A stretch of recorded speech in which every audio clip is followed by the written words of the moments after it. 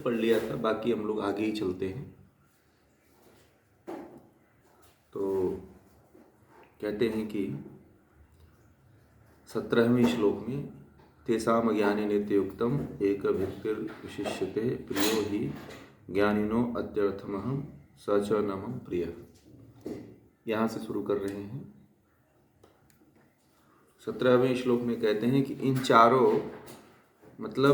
चारों में जो दुखी, जिज्ञासु, विषयों के भोगी, भोग के इच्छुक और ज्ञानी, ये 4 तरह के व्यक्ति होते हैं जो परमात्मा की तरफ आते हैं, परमात्मा का चिंतन करते हैं।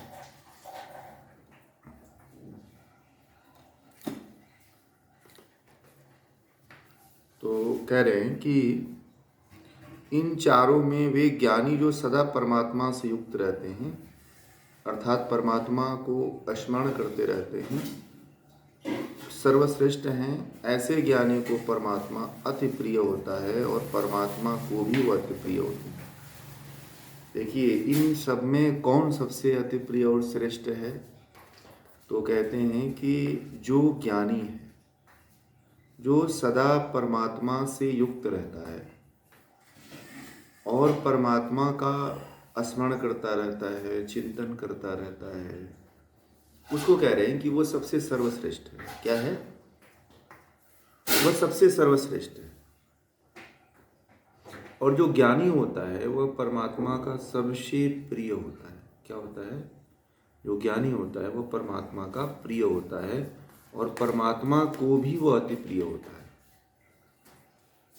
उसका भी प्रिय होता है, परमात्मा को भी अति प्रिय होता है। मतलब उसकी बात ही मत पूछिए, वो बहुत ही ज्ञानी व्यक्ति सबसे महत्वपूर्ण होता है। इसलिए कहा जाता है कि ज्ञान को अर्जित करें, ज्ञान को प्राप्त करें, क्योंकि ईश्वर का प्रिय बनिए, परमात्मा का प्रिय बनिए, ज्ञानी बनिए, क्योंकि ज्ञानी हमेशा प्रिय होता है। बात समझ रहे हैं आप लोग? इसलिए ज्ञानी बनिए, और जब एक बार आप ज्ञानी बन जाएंगे तो आप अपने लिए भी उचित कार्य कर लेंगे और परमात्मा के लिए तो प्रिय हो ही जाते हैं। इसलिए परमात्मा के लिए प्रिय बनिए। इसलिए मैं बार बार कहता हूँ कि ज्ञान को ग्रहण करो। आप क्या करो? ज्ञान प्राप्त करो, शास्त्रों के माध्यम से, गुरु के माध्यम से, आचार्य के माध्यम से जो आपको ज्ञान मिलता है उस ज्ञान को ग्रहण करो। ये सबसे महत्वपूर्ण होता है। यदि यह आप कर लेते हो तो आपके जीवन में फिर ईश्वर में आपका जीवन हो जाता है, ईश्वर से युक्त आपका जीवन हो जाता है। आगे कहते हैं, उदराः सर्व एवैते ज्ञानी त्वात्मैव ते मतम मे मतम आस्थितः स युक्तात्मा मामे मुक्तमागति। ये चारों प्रकार से भजने वाले सब श्रेष्ठ हैं, परंतु ज्ञानी परमात्मा का स्वरूप है। भगवान श्री कृष्ण कहते हैं 18वें श्लोक में कि ये जो चारों प्रकार के जो लोग हैं ना, दुखी, जिज्ञासु, विषयों के भोग के इच्छुक वाले और ज्ञानी, ये जो चारों प्रकार के जो भजने वाले लोग हैं, ये सब श्रेष्ठ तो हैं। क्या हैं? ये सब श्रेष्ठ हैं, परंतु ज्ञानी परमात्मा का स्वरूप है। क्या है? यदि आपके पास ज्ञान है तो समझो आप परमात्मा के बहुत ही नजदीक हो, परमात्मा के एक तरह से आप स्वरूप ही हो। क्या हो? आप एक तरह से परमात्मा के स्वरूप ही समझ लो कि आप।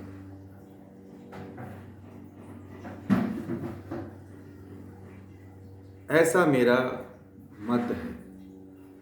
भगवान श्री कृष्ण कहते हैं कि मेरा ऐसा मत है कि जो ज्ञानी होता है वह समझो कि परमात्मा ही है। देखिए, ज्ञान की पूजा होती है, व्यक्ति की पूजा नहीं होती। व्यक्ति का सम्मान नहीं होता, ज्ञान का सम्मान होता है। हमारे और आपकी तरह बहुत से लोग हैं, भगवान श्री कृष्ण की तरह शरीर वाले बहुत से लोग हैं। यहाँ पे बहुत महत्वपूर्ण बात कही है कि जो चारों प्रकार के लोग हैं ना, दुखी, जिज्ञासु, विषयों के भोग वाले, और ज्ञानी, उन सब में मुझको कौन प्रिय है, सबसे श्रेष्ठ कौन है? ये सब श्रेष्ठ हैं, सब अच्छे हैं, सारे भक्त अच्छे हैं, परंतु कहते हैं कि जो ज्ञानी होता है वह परमात्मा का स्वरूप होता है।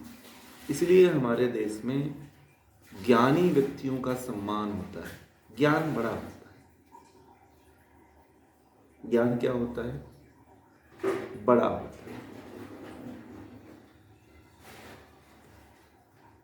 इसलिए ज्ञानी व्यक्ति का लोग सम्मान करते हैं, मान देते हैं, इज्जत देते हैं, आशीर्वाद देते हैं। क्यों? क्योंकि ज्ञान को परमात्मा का स्वरूप कहा गया। भगवान श्री कृष्ण ने क्या कहा? ज्ञान को परमात्मा का स्वरूप कहा।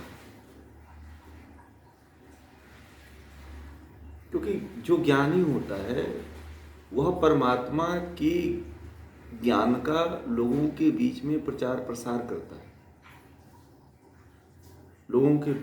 लोगों तक उस ज्ञान को ले जाता है।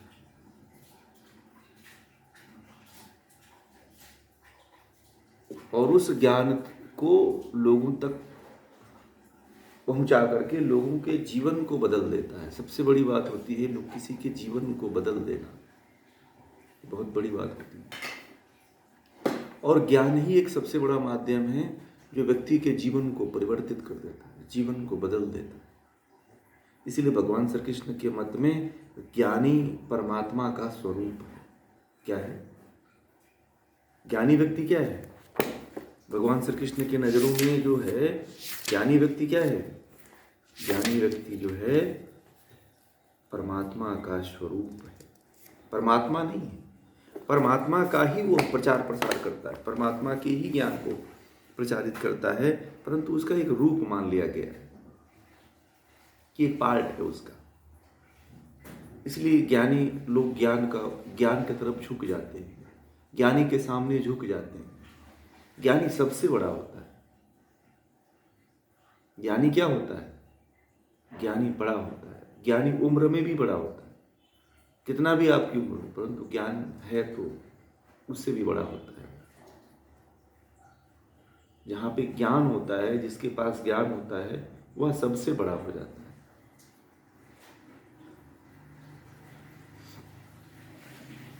आगे कहते हैं कि बहुत जन्मों के प्रयत्न से ज्ञान, 19वां सूत्र चल रहा है,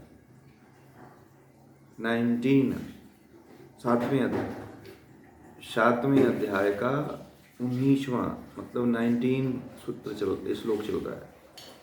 बहुत जन्मों के प्रयत्न से ज्ञानवान हुआ ज्ञानी, सब कुछ वासुदेव मतलब सर्वव्यापक परमात्मा का इस प्रकार जो भजन करता है दुर्लभ है, ऐसे बहुत कम लोग हैं। भगवान श्री कृष्ण कहते हैं कि बहुत जन्मों के प्रयत्न के बाद कोई ज्ञानी बनता है। आप लोग तो ज्ञान के लिए अभी चले हो, घर से निकले हो, प्लेटफॉर्म पे आए हो। सबसे बड़ा ज्ञानी होता है जिसके पास ज्ञान होता है। वह कह रहे हैं कि बहुत जन्मों के प्रयत्न से ज्ञानवान हुआ जाता है। एक जन्म के प्रयत्न से आप ज्ञानी नहीं होते। ज्ञानी होने के लिए बहुत प्रयत्न करना पड़ता है, कई जन्म लग जाएंगे।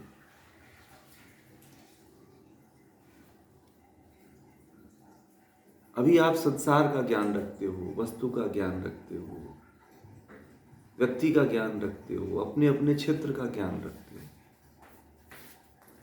परंतु क्या इस ज्ञान से आप पूर्ण हो? क्या नहीं। ज्ञान क्या है और किस ज्ञान से पूर्णता आती है, ये जानना महत्वपूर्ण है। जब आप परमात्मा, आत्मा और प्रकृति के ज्ञान के बारे में जब आप जानते हो, तब आपके भीतर ज्ञानवान कहलाने की योग्यता आती है। और तब तक आप ज्ञानी नहीं हो, और इस ज्ञान को प्राप्त करते करते आपको कई जन्म लग जाएंगे। हो सकता है कि बहुत अच्छा आपने प्रयत्न किया तो इसी जन्म में ज्ञान को प्राप्त कर सकते हो। इसीलिए मैं आप सभी लोगों के प्रति बहुत फोकस करता हूँ कि ज्ञान को प्राप्त करो। सब कोई मूर्ख बनाता है कि ये कर लो, वो कर लो, कथा कर लो, पूजा पाठ कर लो, मंदिर में चले जाओ, फलाना कर लो, तीर्थ कर लो, ये कर लो। कुछ नहीं होता। जीवन बार बार जन्म लोगे, बार बार मरोगे, बाकी कुछ हाथ नहीं आएगा। क्योंकि भगवान श्री कृष्ण ने कह दिया इस बात को कि ज्ञानी ही सबसे प्रिय है और ज्ञानी ही परमात्मा का स्वरूप है। तो जो ज्ञानी ज्ञान को नहीं उपलब्ध होता है वह परमात्मा को नहीं प्राप्त हो पाता। मैंने कहा कि मुक्ति की योग्यता होती है ज्ञान, एबिलिटी होती है। अगर आपके पास ज्ञान नहीं हो तो आप कितना भी प्रयास कर लो, भक्ति कर लो, पुण्य का काम कर लो, अच्छा निष्काम कर्म कर लो, तो भी मुक्ति नहीं मिलती। वेदांत दर्शन तो कहता है कि निष्काम कर्म, निस्वार्थ कर्म करो, निष्काम कर्म करोगे तो भी मुक्ति नहीं मिलने वाली है। पढ़े थे ना आप लोग जो वेदांत पढ़े थे कि यदि आप निष्काम कर्म करते हो तो उससे भी मुक्ति नहीं मिलती है। बड़े मजे की बात, नोट कर लीजिएगा इस विषय को। कुछ लोग सोचते हैं कि मैं बहुत अच्छा कर्म कर रहा हूं तो मुझे मुक्ति मिल जाएगी। बड़े अंधेरे में, बड़े अज्ञानता में जीवन को जी रहे हैं कि उनकी मुक्ति मिल जाएगी। ऐसा नहीं होने वाला है कि आप जो है बहुत पुण्य का काम कर रहे हो, अच्छा कर्म कर रहे हो तो आप मुक्त हो जाओगे। वेदांत दर्शन कहता है कि इससे भी मुक्ति नहीं होने वाली है। भगवान श्री कृष्ण तो कहते हैं कि मुक्ति मिलेगी, परंतु बात यहाँ पे कह देते हैं कि ज्ञानी मुझे प्रिय है, तो इसका मतलब कि ज्ञान को प्राप्त करो आप। और वेदांत दर्शन भी ये बात कहता है कि बिना ज्ञान प्राप्त किए हुए मुक्ति मिल ही नहीं सकती है। वेद भी यही कहता है कि बिना ज्ञान के मुक्ति नहीं मिलती है। और उपनिषद, सारे उपनिषद भी यही कहते हैं कि बिना ज्ञान के मुक्ति नहीं मिलती। इसीलिए आप सभी से मैं कहता हूं कि ज्ञान को प्राप्त करो। जीवन में दो चीज के लिए खूब पैसा खर्च करो, एक तो स्वास्थ्य के लिए और ज्ञान के लिए। ये स्वास्थ्य रहा और ज्ञान रहा तो दुनिया की हर वस्तु को प्राप्त कर सकते हैं। यदि ज्ञान नहीं रहा, स्वास्थ्य नहीं रहा, तो सब कुछ होकर के आप खो दोगे, कुछ नहीं मिलेगा। आप देख रहे हो अपने से। इसीलिए भगवान श्री कृष्ण कहते हैं कि ज्ञानी बनो। और कई जन्मों के संस्कार होते हैं जो ज्ञानी होता है। कोई ज्ञानी ऐसे नहीं हो जाता है कि आपने देखा कि वो फलाना व्यक्ति है, उसको बड़ा ज्ञान है। तो मेरे पास, चाहे आपके पास एक जन्म का ज्ञान थोड़ी है, हजारों जन्मों का ज्ञान है। कई जन्मों का संस्कार है जो ज्ञान के रूप में हमें मिल रहा है। वो एक जन्म का नहीं, कई जन्मों का है। और जो ज्ञानी होता है वह परमात्मा को सर्वव्यापक मानता है।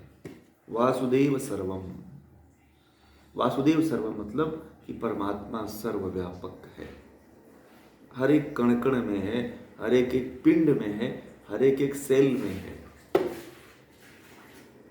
मिट्टी का एक छोटा सा कण लो तो उसमें भी देखोगे तो परमात्मा दिखाई देगा। हर जगह परमात्मा है। और जो परमात्मा को ऐसे जान जाता है, ऐसी साधना, ज्ञान के द्वारा परमात्मा को जो भजता है, जो साधना करता है, ध्यान करता है, वह व्यक्ति दुर्लभ है। ऐसे व्यक्ति दुर्लभ, एक आध कोई निकल जाता है। कहते हैं कि ऐसा व्यक्ति कोई दुर्लभ होता है जो ज्ञान को प्राप्त करके मेरा ध्यान करता है, ईश्वर का चिंतन करता है, मनन करता है। जो ज्ञान को नहीं प्राप्त होता है वो तो सामान्य व्यक्ति का जीवन जी के चला जाता है। हर व्यक्ति सामान्य जीवन जीना चाहता है और सामान्य जीवन जी करके कुछ नहीं मिलने वाला है। ज्ञानी बनो, इसलिए कहते हैं कि ज्ञान को प्राप्त होकर के, ज्ञानी बन करके परमात्मा को जानो। भगवान श्री कृष्ण बार बार कहते हैं, पीछे भी कहा उन्होंने कि मुझे ज्ञानी बड़ा प्रिय होता है। वो उसको ज्ञान भी प्रिय होता है, मुझे भी प्रिय होता है। वो जो ज्ञान को ग्रहण करता है वो मेरा बड़ा प्रिय बन जाता है, मैं उसके बड़ा नज़दीक रहता हूँ। इसलिए परमात्मा के नज़दीक जाना है तो ज्ञान को पकड़ो, आप ज्ञान प्राप्त करो, हर समय ज्ञान प्राप्त करते रहो। जीवन में अपने जीवन को एक विद्यार्थी बना करके रखो। कौन सा ज्ञान? सांसारिक ज्ञान नहीं, टेक्निकल ज्ञान नहीं, औद्योगिक ज्ञान नहीं, विषयों का ज्ञान नहीं। आत्मा, परमात्मा और जीवात प्रकृति का ज्ञान यदि रखते हो तो भगवान के प्रिय हो जाओ, ईश्वर के प्रिय हो जाओ। आगे 20वें श्लोक में कहते हैं कि अपनी स्वभाव से प्रेरित भोगों की कामना करते हुए हीन ज्ञान वाले मनुष्य परमात्मा के अतिरिक्त देवताओं को भजते हैं। देखिए, ये बड़ा महत्वपूर्ण श्लोक है, ध्यान दीजिएगा। कहते हैं कि अपने स्वभाव से प्रेरित, जो अपने स्वभाव, जैसे कहता है कि मेरी तो अंदर से यही प्रेरणा है, व्यक्ति अपने स्वभाव से प्रेरित होकर के क्या करता है? भोगों की कामना करता है कि मुझे ये चीज़ प्राप्त हो जाए, मुझे मैं वो भोग लूँ, मैं इस तरह का भोग कर लूँ। तो इस तरह की कामना करते हुए जो है हीन ज्ञान वाले मनुष्य अतिरिक्त देवताओं को भजते हैं। जिनके पास ज्ञान की कमी नहीं होती है वह देवताओं को भजते हैं, तरह तरह के देवताओं को अपना इष्ट देवता बना लेते हैं। तो देवताओं को भजने से मुक्ति नहीं मिलने वाली, वो परमात्मा को नहीं प्राप्त हो पाओगे। मैं इसको बार बार कहता हूँ, और भगवान श्री कृष्ण भी इस बात को कह रहे हैं आप कि मुक्ति देने का सामर्थ्य किसके पास है? आपको मोक्ष में ले जाने वाली की सामर्थ्य केवल परमात्मा में है, आपके देवी देवताओं में नहीं है। आप मंदिर बना लो, मंदिर में चले जाओ, किसी भी मंदिर में जाकर दर्शन कर लो, कोई मुक्ति नहीं देने वाला है आपका देवता। आपको सुख समृद्धि जरूर दे देगा। भगवान श्री कृष्ण कहते हैं वो हीन बुद्धि वाला होता है जो देवताओं को भजता है। अब इस बात को समझिएगा, बड़ी महत्वपूर्ण बात है, इसको नोट कर लीजिएगा आप लोग।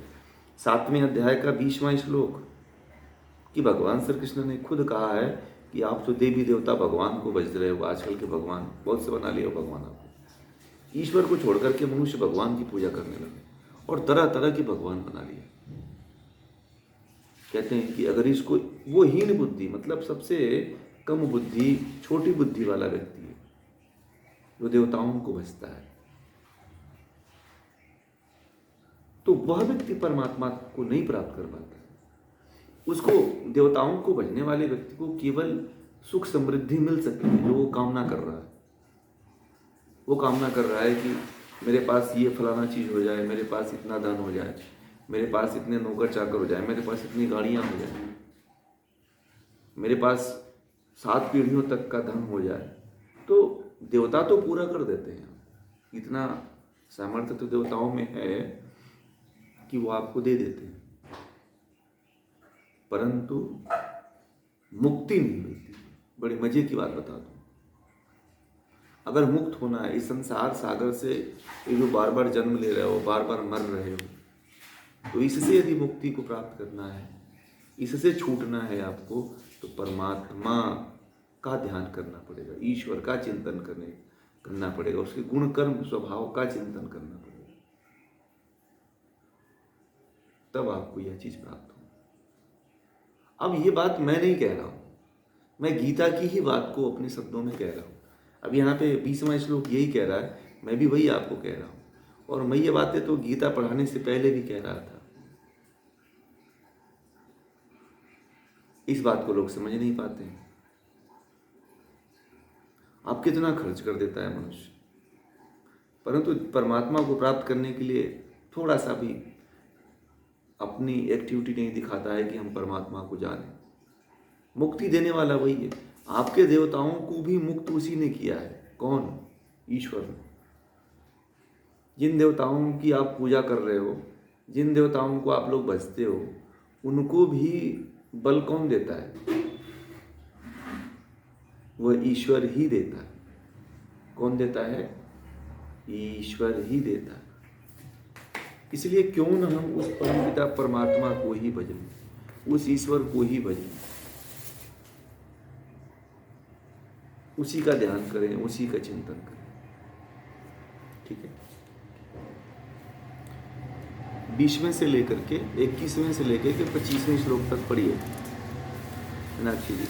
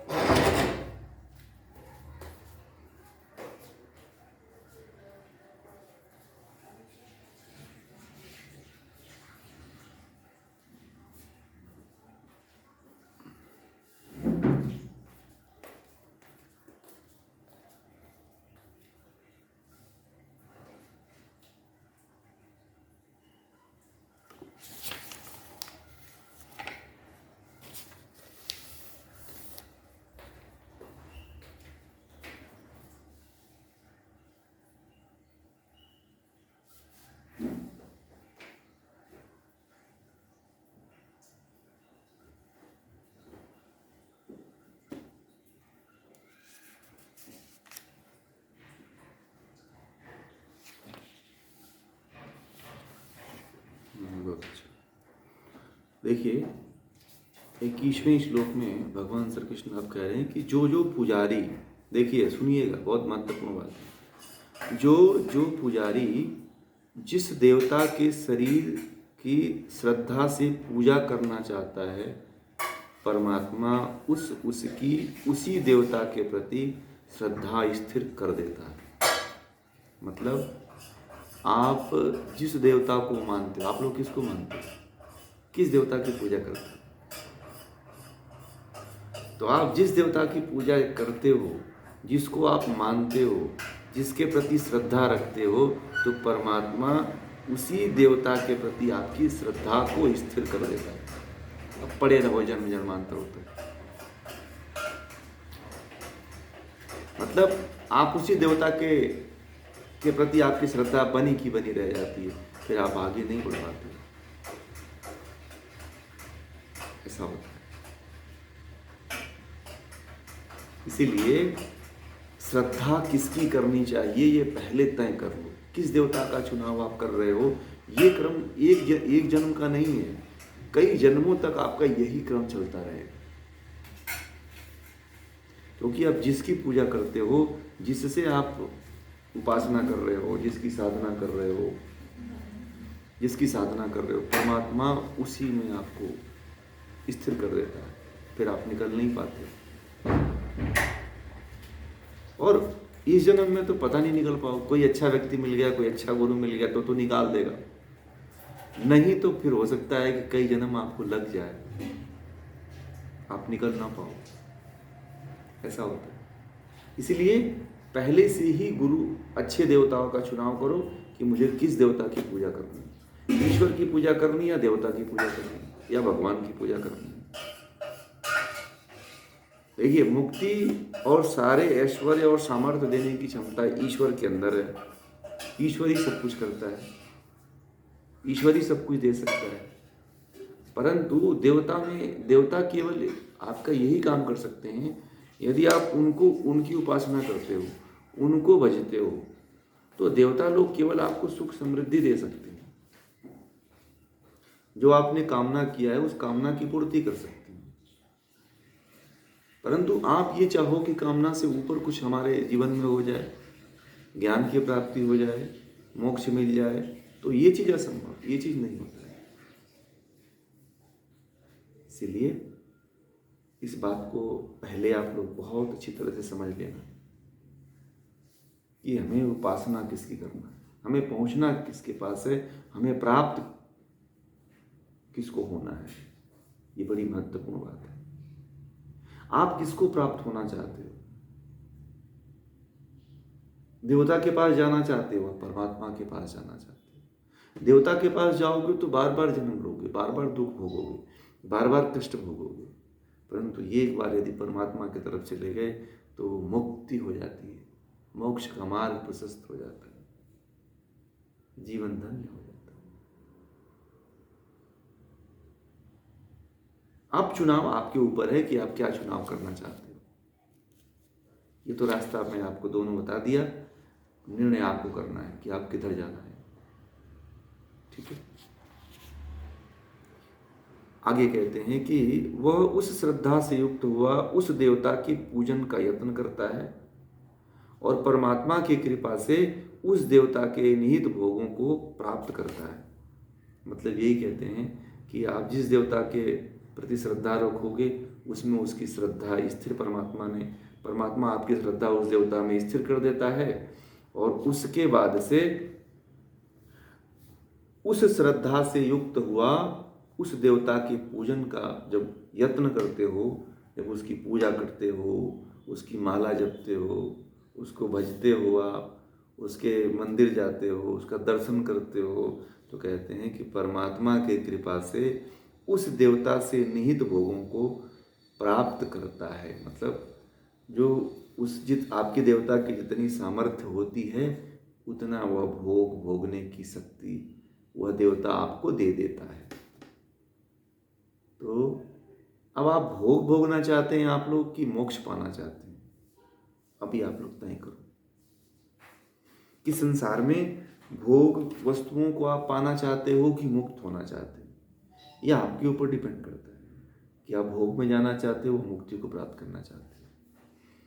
यदि मुक्ति को प्राप्त करना चाहते हो तो परमात्मा की तरफ जाना पड़ेगा, और संसार में भोग सामग्री को प्राप्त करना चाहते हो तो किधर जाना पड़ेगा?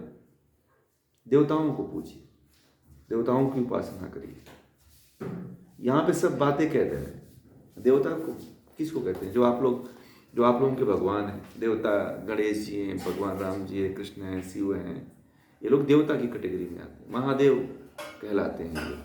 तो उनको जैसे आप भजोगे, जो जिस कामना को लेकर के भजोगे वो चीज़ आप प्राप्त हो जाओगे, वो चीज़ आपको मिलेगी, देर से देर मिलेगी। इस जन्म में नहीं मिली तो अगले जन्म में मिलेगी, परंतु मिलेगी। कामना यदि करते हो तो कामना तो मन में अगर यदि आपने कोई भी कामना ला दी है तो वो कामना देर से देर पूरा होती है। ठीक है। आपने यदि कोई कामना ला दिया तो वो देर से देर पूरी होती है। वह उस कामना की पूर्ति के लिए यदि आप अपने देवताओं के पास जाते हो तो वो देर से देर आपकी कामना पूरी करते हैं। परंतु ये कहो कि ये परमात्मा हमारे दुखों को दूर कर देंगे, आपके देवता आपके दुखों को दूर कर देंगे, तो नहीं होगा। क्योंकि जितने आपके देवता हुए वो भी तो दुख को भोगे हैं। क्यों भोगे हैं? क्योंकि उन देवताओं ने मुक्ति को नहीं प्राप्त किया। वो देवता जो है मुक्ति को तो प्राप्त हो चुके हैं, परंतु आपको मुक्ति नहीं दे सकते। आपको बार बार जन्म लेना पड़ेगा, अपने कर्मों के अनुसार फल भोगना पड़ेगा। इसका तात्पर्य ये है।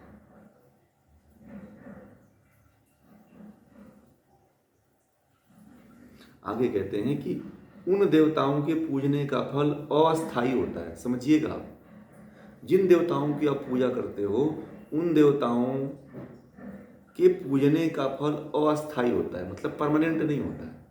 जो आप मान लीजिए कि किसी देवता की पूजा करते हो तो जो उसका फल मिलने वाला है पूजा करने से परमानेंट नहीं होता है, अपरमानेंट होता है।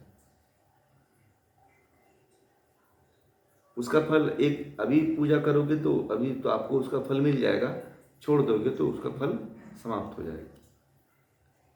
ठीक है। अतः उन देवताओं का भजन करने वाले, इसलिए भगवान श्री कृष्ण देखिए अब क्या कह रहे हैं, अतः उन देवताओं का भजन करने वाले अल्प बुद्धि, मतलब कम बुद्धि वाले देवताओं को प्राप्त होते हैं। तो वो लोग किसको प्राप्त होते हैं? देवताओं को ही प्राप्त होते हैं। आप वैसे भी कम बुद्धि वाले हो, परमात्मा को छोड़ के देवताओं को भज रहे हो, तो देवताओं को ही प्राप्त हो गए। इसलिए परमात्मा को पकड़ लो आप लोग। क्यों जीवन को बर्बाद कर रहे हो आप? मैं तो बार बार लोगों को देखता हूँ, इतनी बड़ी बड़ी भीड़ देखता हूँ मंदिरों में, कथाओं में, तो मुझे बड़ा दया आती, परमात्मा कब इनके ऊपर दया करे। चलो हम लोग तो रास्ते से निकल चुके हैं, हमारी गाड़ी जो है प्लेटफॉर्म से निकल चुकी है, परंतु इनकी गाड़ी कब प्लेटफॉर्म से छूटेगी? ये तो अभी प्लेटफॉर्म पे आए ही नहीं। इनकी गाड़ी कब चलेगी, कब छूटेगी, कब ये पहुंचेंगे, बड़ा मुश्किल लग रही है।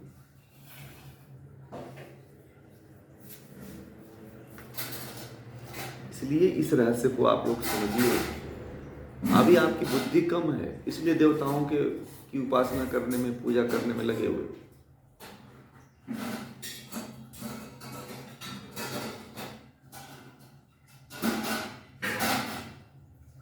बात समझ में आ रही है? तो इस रहस्य को आप लोग समझो। भगवान श्री कृष्ण जो बातें कह रहे हैं ना, क्योंकि आज का जो मनुष्य है ना, सबसे अधिक लिप्त है बाह्य विषयों में। उठना चाहते हैं तो आपके हाथ में है, यदि आप लोग नहीं उठना चाहते हैं तो ये भी आपके हाथ में।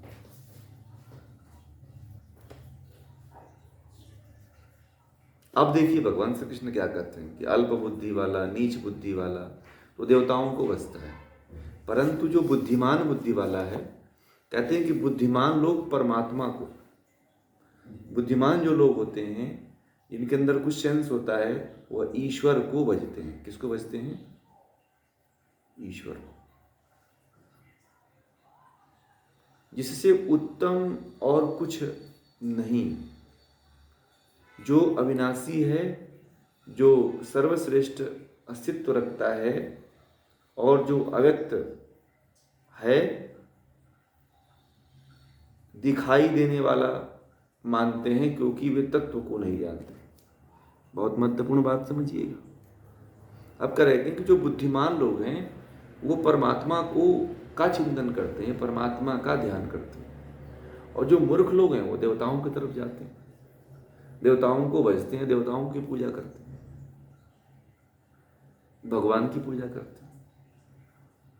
ठीक है। और कहते हैं कि जिससे उत्तम और कुछ नहीं है, परमात्मा की का ध्यान करना, चिंतन करना, इससे उत्तम और श्रेष्ठ कुछ है ही नहीं।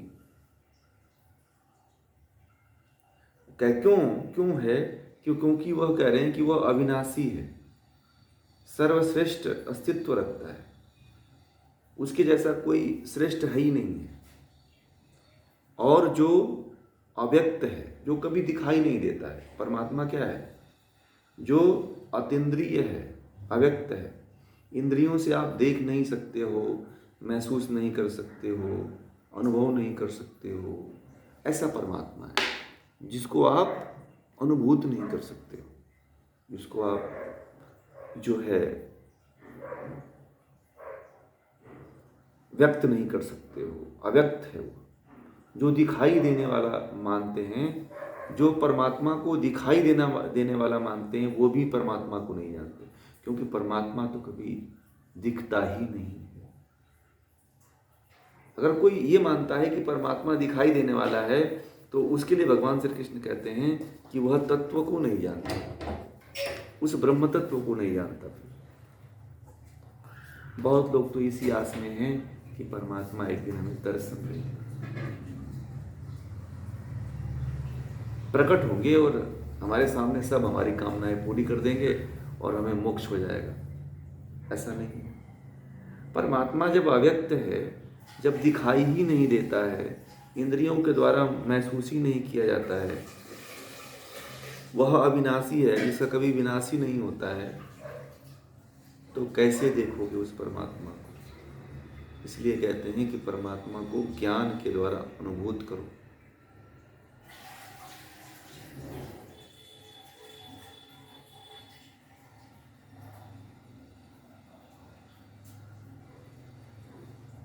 बात समझ में आ रही है?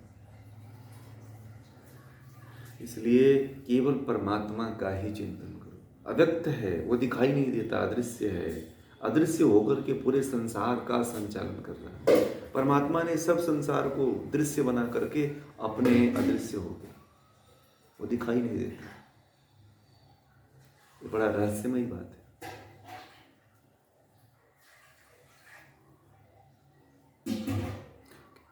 कहते हैं कि परमात्मा सबको प्रत्यक्ष नहीं होता है, क्योंकि वह अपनी योग माया शक्ति से ढका हुआ है।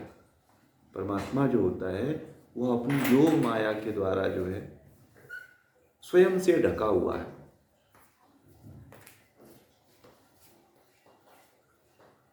परंतु जो मूर्ख लोग होते हैं, पर भगवान श्री कृष्ण कहते हैं कि जो मूर्ख लोग होते हैं वह अविनाशी और जन्म रहित परमात्मा को नहीं जानते। जो मूर्ख हैं लोग, जो अज्ञानी लोग हैं, जिनको कुछ नहीं पता है, वो ये नहीं जानता है कि परमात्मा अविनाशी है, अर्थात परमात्मा का कभी विनाश नहीं होता है और जन्म रहित है। परमात्मा क्या है? जन्म रहित है, अर्थात परमात्मा का कभी जन्म नहीं होता है। अब तो आप सब लोगों को पता चल गया है ना कि परमात्मा का जन्म नहीं होता है। जन्म किसका होता है? आत्माओं का जन्म होता है। ठीक है। और कुछ लोग तो आत्माओं को ईश्वर बना लिए। आत्मा कभी ईश्वर नहीं हो सकती है, परंतु लोगों ने आत्मा को भी ईश्वर बना लिया। भगवान हो सकती है आत्माएं, परंतु ईश्वर नहीं हो सकती।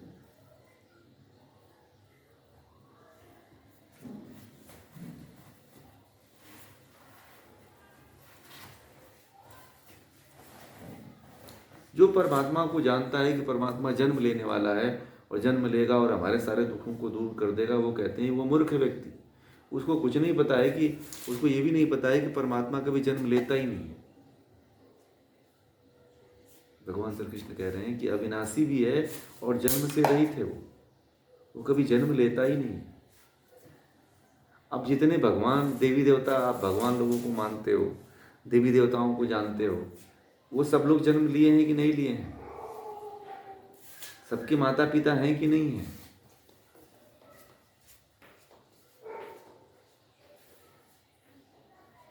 बोलिए, है ना? सब माँ बाप से ही उत्पन्न हुए, कोई बिना माँ बाप के तो उत्पन्न हो ही नहीं, हुआ ही नहीं। ठीक है। इसलिए कहते हैं कि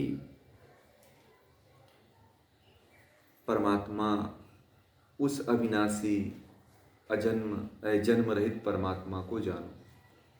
परमात्मा को केवल अनुभूत किया जा सकता है, परमात्मा को केवल जाना जा सकता है, परमात्मा का दर्शन नहीं होता है।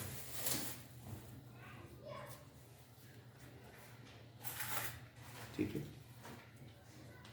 तो ये भगवान श्री कृष्ण ने जो है देवता और भगवान के बारे में, ईश्वर के बारे में बताया कि देवता की कितनी सामर्थ्य है और ईश्वर की कितनी सामर्थ्य है। तो इस विषय को हम लोग यहीं पूरा करते हैं।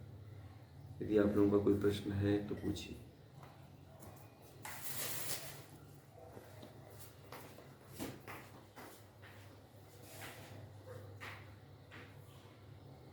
जिनको भी इसमें कुछ नहीं समझ में आया है या कुछ शंका है, जिनके मन में कुछ संदेह हो रहा है, तो वो पूछ सकते हैं।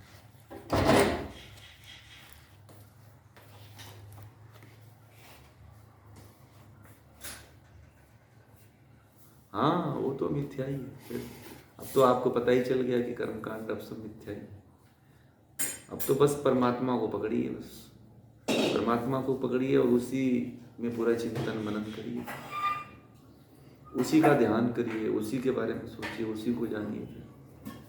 यही हमारे देश में यही था। हमारे देश में ऐसा हुआ कि काल का कुछ ऐसा प्रभाव रहा कि हम लोग गुलाम हुए। गुलामी के कारण हम लोग अपने मूल से छूट गए और इसका खामियाजा अब तक हमें भुगतना पड़ रहा है। अभी तक लोगों को निकालने का प्रयास किया जा रहा है, परंतु लोग हैं कि निकलने के लिए तैयार ही नहीं। आप किसी को जाकर के परमात्मा और देवता के बारे में कहो, कोई नहीं सुनने के लिए तैयार हो। आपके विरोध में खड़े हो जाएंगे लोग, कट्टरता आ जाएगी वहां पे। जो समझ सकता है उसी को समझाया जा सकता है, जो नहीं समझ सकता है उसको नहीं समझाया जा सकता है, क्योंकि ये बड़ा दुर्लभ कार्य है।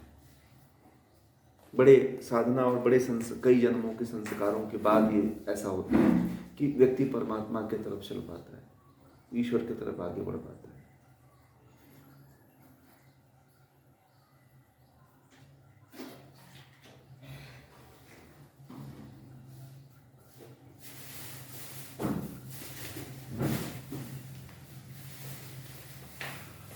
ठीक है ना? जी, नमस्ते।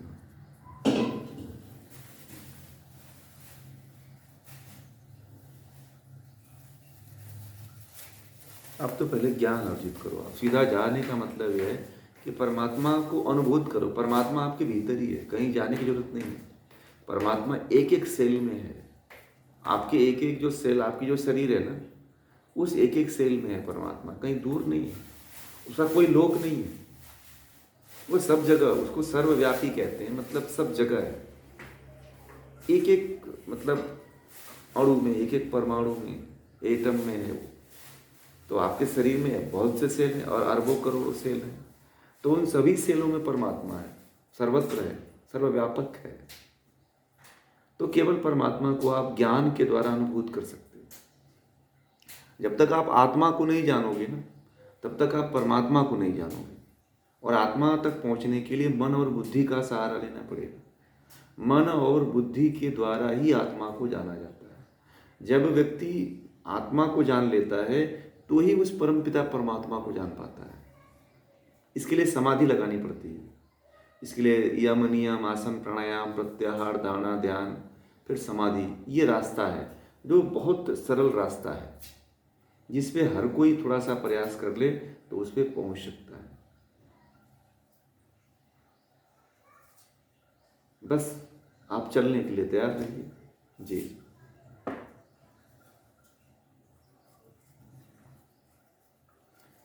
और कोई प्रश्न है कि नहीं का?